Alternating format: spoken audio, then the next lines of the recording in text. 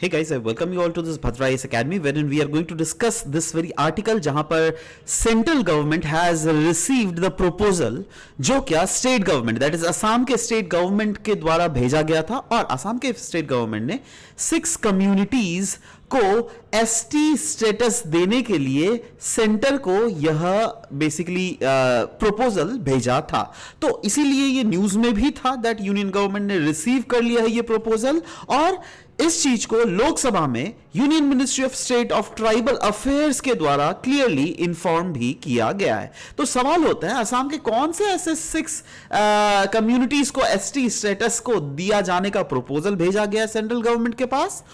वो है Tai Ahom community, Chutia community, then comes Matak community, Moran community, राकोच Rajbongshi community and tea tribes community. तो इन 6 कम्युनिटीज को एसटी स्टेटस देने के लिए बेसिकली रिक्वेस्ट भेजा गया है। नाउ सवाल होता है दैट ये जो एसटी स्टेटस दिया जाएगा, ये क्या नॉर्मली गवर्नमेंट अगर चाहे तो सीधा गवर्नमेंट मोदी जी बोल देंगे दैट हाँ चलो भाई इनको एसटी स्टेटस मिल गया? नहीं नहीं नहीं नहीं, इतना इजी नहीं होता। देखिए अभी इस स्लाइड में जो है ना, मैं आपको वो पूरा प्रोसेस बतलाने वाला हूं जिसके थ्रू कैसे स्टेट गवर्नमेंट प्रपोजल भेजती है और फाइनली गवर्नमेंट ऑफ इंडिया उसको कैसे सेलेक्ट करती है, राइट?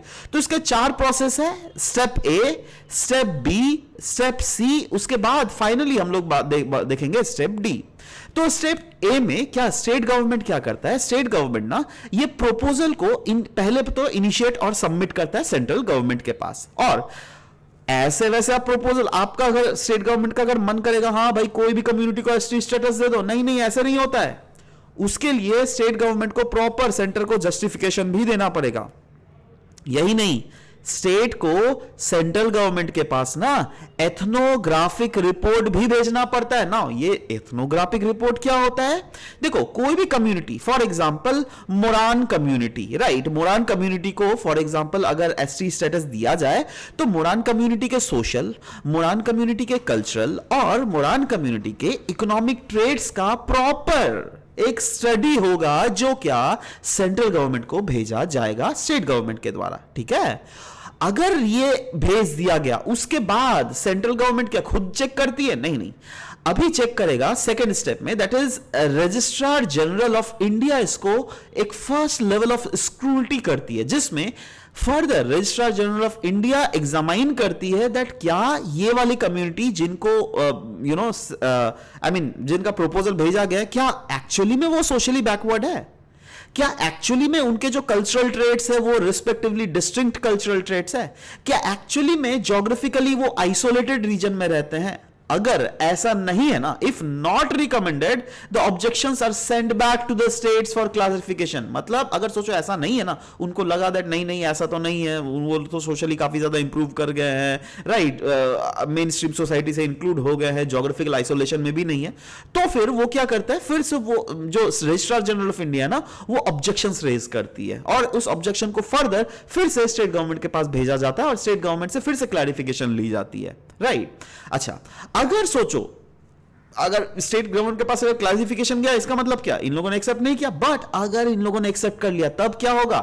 इसके बाद ये जाएगा proposal national commission for scheduled tribe के पास, और वो further registrar general of India ने जो प्रपोजल भेजा है ना उसको रिव्यू करेगी और फाइनली एक कॉन्स्टिट्यूशनली एडवाइजरी ओपिनियन प्रोवाइड करेगी, और फाइनली जब national commission for scheduled tribe ने भी अपना कॉन्स्टिट्यूशनल बेसिकली वर्डिक्ट दे दिया, उसके बाद ये जाएगा फाइनल जो डिसीजन लिया जाने वाला है वो लिया जाएगा by the government of India, और गवर्नमेंट ऑफ इंडिया जो फाइनल डिसीजन लेगी वही फाइनली अप्लाई होगा, right? Is that clear? Now सवाल होता है क्या क्या मोडालिटीज है फॉर द इंक्लूजन ऑफ कोई भी कम्युनिटी इनटू शेड्यूल्ड ट्राइब का लिस्ट।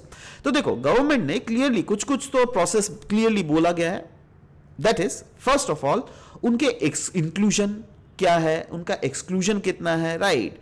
और मतलब ओवरऑल सेंट्रल गवर्नमेंट क्या करेगी ना, दैट वो देखेगी whether they need to be included excluded, और क्या मॉडिफाई अगर कुछ करे क्या ना करे, राइट? और इस प्रोसेस में क्लियरली बात है, क्योंकि स्टेट को सेंटर को पूरा प्रॉपरली एविडेंस रखना पड़ेगा ना, इसलिए ये एविडेंस बेस्ड और एक टाइम कंज्यूमिंग प्रोसेस है। अब ऐसा नहीं दैट सेंट्रल गवर्नमेंट को भेज दिया गया तो सेंट्रल गवर्नमेंट हाँ 1-2 दिन में ओके कर देगी, नो नो नो नो, अरे टाइम चाहिए ना सेंट्रल गवर्नमेंट को भी, है ना, तो टाइम कंज्यूम तो होगा, राइट। और ये एक ऑनगोइंग और कॉन्टिन्यूअस प्रोसेस होने वाला है, राइट। तो it is not sure that 1 महीना में सेंट्रल गवर्नमेंट फाइनल बोलती है या 2 महीना या 1 साल या 2 साल, ये it may be time consuming in nature, right. So on the basis of whatever we have taught, I expect that आप इस क्वेश्चन को तो आराम से सॉल्व कर दोगे, क्योंकि यहां पे 3 स्टेटमेंट्स दिए गए हैं, स्टेटमेंट 1 2 3, और आपको बताना इनमें से कौन सा स्टेटमेंट करेक्ट है, right, A B C D। नीचे कमेंट्स, इस क्वेश्चन को आराम से पढ़िए और कमेंट सेक्शन में आंसर जरूर से दिखिएगा। Will be waiting for your answer to come up. This was all about the discussion. Thank you.